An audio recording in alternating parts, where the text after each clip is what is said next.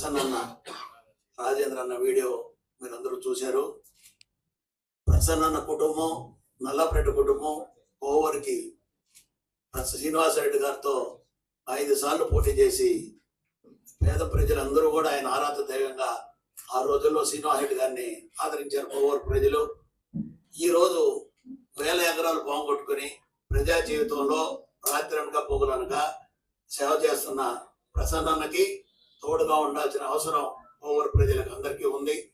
అదేవిధంగా సాయిరెడ్డి అన్నకు అవసరం లేకపోయినా నెల్లూరు ప్రజలకు సేవ చేయాలా, నెల్లూరు ప్రజలకు వైఎస్ఆర్ కాంగ్రెస్ పార్టీ తరఫున పనిచేసే వ్యక్తిని ఇక్కడ పెట్టాలనే ఆలోచనతో జగన్మోహన్ రెడ్డి గారు వైఎస్ఆర్ అన్న ఇక్కడ పెట్టడం ఈ నెల్లూరు ప్రజలందరికీ అదృష్టంగా భావిస్తున్నాను.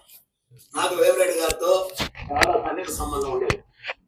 చంద్రబాబు దగ్గర మోసపోయినాను, నేను నన్ను మోసం చేసి రాజ్యసభ ఇస్తాను ఇలేదన్న రోజు జగన్మోహన్ రెడ్డి గారికి చెప్పి తీసుకుపోయిన వ్యక్తుల్లో నేను ఒకటి. జగనన్నకి ఆ రోజు ఆయన అవసరం అన్నా మనకంటే ఆ రోజే చెప్పాడు జగనన్న, కార్పొరేట్ వాళ్ళు ఉండరు, సత్యన్న మీ మాదిరి వాళ్ళు కాదు, వాళ్ళు ఉండరు అన్న అని చెప్పడం జరిగింది. అయినా కానీ ఆయన అవసరం ఉందని 2019లో ఆయన గూడూరులో చేర్పించేటప్పుడు జగనన్నకి చెప్పి ఆయన చేర్చుకొని పార్టీలో ఆయనకి ఎంత పెద్ద రేంజ్ లో జగనన్నతో కూడా ఆయన ఇచ్చాడో, సొంత కుటుంబ సభ్యుల మాదిరిగా ఇంట్లో కూర్చొని అన్నీ జరిపిన వ్యక్తి వేమిరెడ్డి గారు. ఈ రోజు చిన్న కారణంతో పార్టీ వదిలి వెళ్ళి తెలుగుదేశం తరఫున పోటీ చేసి మీరు అందరూ వింటున్నారు. ఏం చెప్తారు జగన్మోహన్ రెడ్డి గారి గురించి, ఏం చెప్తారో మీరందరూ కూడా వింటున్నారు.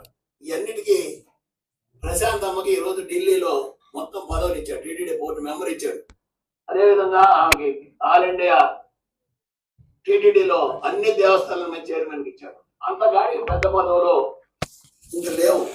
రాజ్యసభ 2 ఇచ్చిన ఘనత జగన్మోహన్ రెడ్డి గారికి.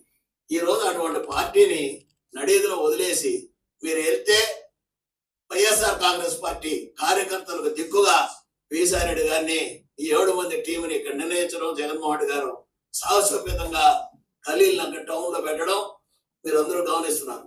జగన్మోహన్ రెడ్డి గారి ధైర్యం, దమ్ము మీకు అందరికీ తెలుసు. మనకు సాయిరెడ్డి రావడం ఈ జిల్లాకు అదృష్టం, ఈ జిల్లా వరం.